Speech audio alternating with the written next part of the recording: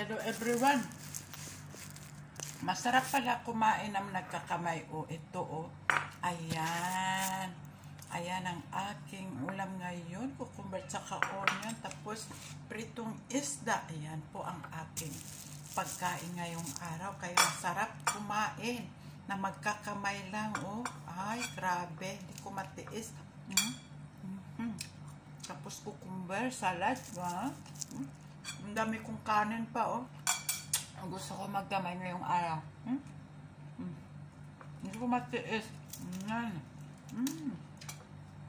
Ayan. Masarap kumain na magkamay lang.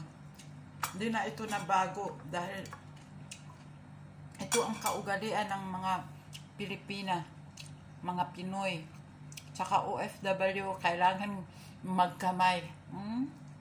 Mas masarap kasi kung may kamay.